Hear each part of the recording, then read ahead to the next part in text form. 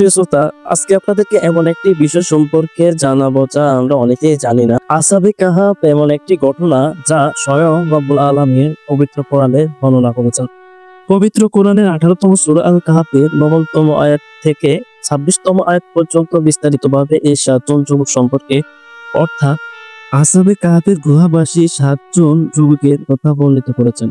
এই ঘটনাটি ছিল একটি অলৌকিক, শিক্ষণীয় এবং বিস্ময়কর একটি কাহিনী। এটি শুধু মুসলমানদের কাছে নয়, খ্রিস্টানদের কাছেও সেভেন স্লিপার্স নামে অত্যাধিক জনপ্রিয়। এই ঘটনাটি মূলত একটি অত্যাচারী শাসকের হাত থেকে নিজেদের ঈমান রক্ষা করার জন্য কয়েকজন বা 7 জন যুবকের আত্মত্যাগের একটি কাহিনী, যা যুগে যুগে ঈমানদারদের হৃদয়ে সাহস আর প্রেরণার প্রদীপ জ্বালিয়ে রেখেছে। এই ঘটনাটি শত শত বছর আগে বা হাজার বছর পূর্বে ঘটেছিল। তৎকালীন সময় রোমান সাম্রাজ্যের ইফেসাস নগরী তখন ডুবেছিল শিরক মূর্তি পূজার এক অন্ধকার জগতে। ওই সময় সিংহাসনে বসেছিলেন বা সিংহাসন লালন করেন এক অত্যাচারী, এক পাপিষ্ঠ শাসক। এই অত্যাচারী শাসকের নাম ছিল সম্রাট ডেসিয়াস, যার হুকুম ছিল একটা, হয় মূর্তি পূজা করো, না হয় মৃত্যুবরণ করো। হয় মৃত্যুকে আলিঙ্গন করো, না হয় মূর্তি পূজা করো। আর এই পাপিষ্ঠ শাসকের কথা সে 7 জন আসহাবে কাহাফের যুবকরা শোনেনি। তারা হযরত ঈসা নবীর রেখে যাওয়া যে ধর্মগ্রন্থ, ওই ধর্মের একাত্মবাদ, খোদার প্রতি বিশ্বাস রেখেছেন। আর এই কঠিন নিষ্ঠুর দুঃসময়েও কঠিন অমানিসায় যখন সত্যের বাণী উচ্চারণ করা ছিল মহাপাপ, তখন নগরীতে জ্বলে উঠেছিল একদম সাহসী যুবকের ঈমানের আলো। তারা সংখ্যা ছিল মাত্র 7 জন। দুনিয়ার ভোগ বিলাস আর আরামায়েশ, পরিবার প্রয়োজন সবকিছু তারা ত্যাগ করে, তুচ্ছ করে আল্লাহর প্রতি অগাধ ভালোবাসা দেখিয়ে এক আল্লাহর প্রতি একাত্মবাদ ঘোষণা করেন। আর এই ঘটনাটি ধীরে ধীরে সম্রাট ডেসিয়াসের কানে পৌঁছাতে লাগলেন। আর এই কথা সম্রাট ডেসিয়াসের কানে পৌঁছানোর সাথে সাথে তাদেরকে তলব করা হলো, অর্থাৎ সেই আসহাবে কাহাফের 7 জন যুবককে তলব করা হলো রাজদরবারে আসার জন্য। আর এটা শোনার পরে 7 জন যুবক সম্রাট ডেসিয়াসের কাছে ধর্ণা দেয় এবং তারা আল্লাহর প্রতি অগাধ ভালোবাসার কথা সম্পর্কে তাকে জানান। এই 7 জন যুবক সম্রাট ডেসিয়াসকে বলেন যে, আপনি আমাদেরকে যাই করুন না কেন, ফাঁসিতে ঝুলান, শাস্তি দিন, যাই করুন, আমরা সকলে একাত্মবাদ আল্লাহর প্রতি বিশ্বাসী, আমরা তারই ইবাদত করি। প্রিয় শ্রোতা, ওই সময় সম্রাট ডেসিয়াস তাদের কথাগুলো শুনে প্রচন্ড রাগান্বিত হন, প্রচন্ড ক্ষিপ্ত হন। কিন্তু তিনি তাদেরকে, অর্থাৎ সে 7 জন যুবককে শাস্তি প্রদান না করে সময় দিয়ে বলেন, তোমরা যুবক, তাই তোমাদেরকে শাস্তি দিলাম না। আমি সম্রাট কিছুটা দয়া করে কিছুটা সময় তোমাদের জন্য বরাদ্দ করলাম। তোমরা ভেবে চিন্তে এসে আমাকে বলবে তোমরা মুক্তি পূজা করেছো কিনা। যদি তোমরা মুক্তি পূজা করো তাহলে তোমরা বেঁচে যাবে, হয় মুক্তি পূজা করবে, না হয় মৃত্যুবরণ করবে। এই দুইটা তোমাদেরকে বেছে নিতে হবে। আর এই কথা শোনার পর 7 জন যুবক খুবই চিন্তিত হয়ে গেল এবং তারা একে অপরের সাথে পরামর্শ করতে লাগলো, এখন আমরা কি করব। 7 জন যুবক ঠিক এই সময় আমার কাছে এই পাপিষ্ঠ সম্রাট ডেসিয়াসের কাছ থেকে ভালো চান এবং এই 7 জন যুবক আবেগপলিত হয়ে আবেগজনিত কণ্ঠে আল্লাহর কাছে বলেন যে, হে আমার রব, হে আমার মালিক, এই সম্রাটের অধীনে, এই সম্রাটের এলাকায় আমরা 7 জন ব্যতীত আর কোনো একাত্মবাদী আল্লাহর বান্দা নেই। হে আমার রব, হে আমার মালিক, আপনি এমন একটা দিন দেখান আমাদেরকে, এমন একটা সমাজ ব্যবস্থা দেখান যেখানে সম্রাট সব লোকালয়ের মানুষগুলা একাত্মবাদের প্রতি বিশ্বাস আনবে। আমরা এমন একটা দিন চাই, আমরা এমন একটা সমাজ দেখতে চাই। আমাদের উপর যত কষ্টই আসুক, যত অত্যাচারে আসুক, সে আমার রব, আপনি আমাদেরকে শরীর শক্তি দিন এবং আপনি আমাদেরকে সাহায্য করুন। আর এই কথাগুলো বলে এই 7 জন যুবক একটি দুর্গম পাহাড়ের দিকে চলে যান, একটি গুহাতে আশ্রয় নেন।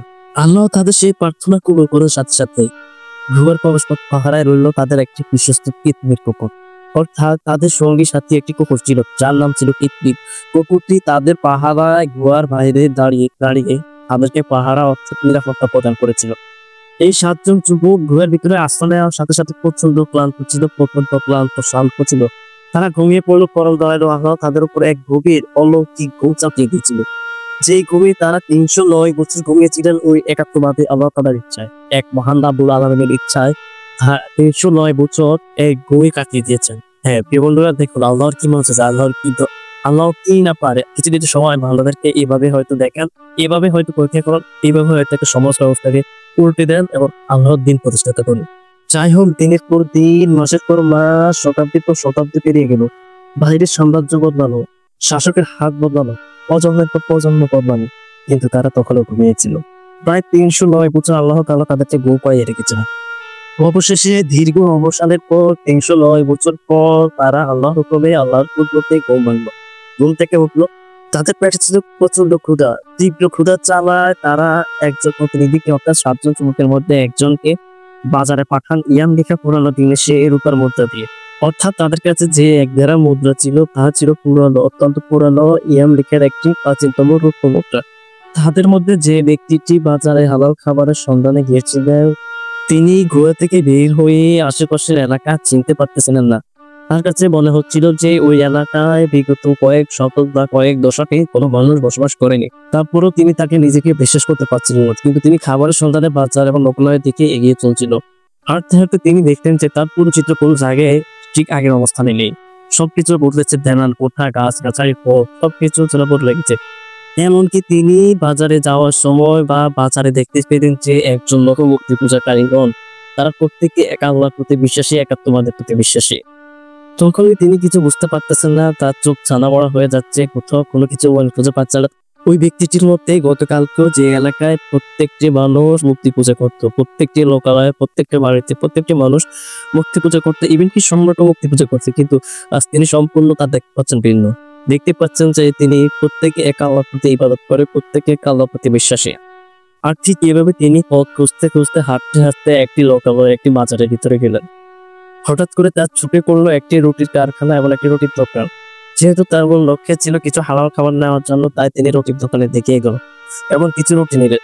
কিছু সংখ্যক রুটি তার প্রয়োজন অনুসারে নিলেন এবং তার সাথে থাকা সে এক ধারা ব্যবসায়ীকে দিলেন। কিন্তু ব্যবসায়ী এটি দেখছি ভাবলেন এটি গুপ্তধন, আর এই গুপ্তধন ভেবে তার আরেকজন প্রতিনিধিকে দেখালেন।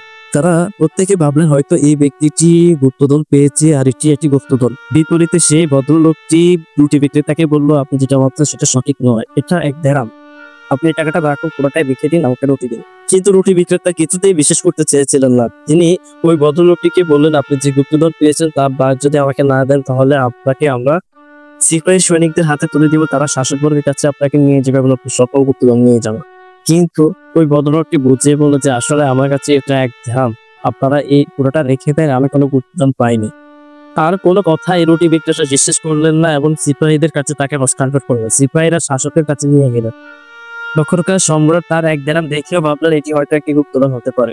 ভদ্রলোকটির দেওয়া সেই 1 দেরাম 309 বছর আগের একটি রূপমুদ্রা ছিল, যে কারণে শাসকও মনে করেছিলেন এটি হয়তো একটি গুপ্তধন।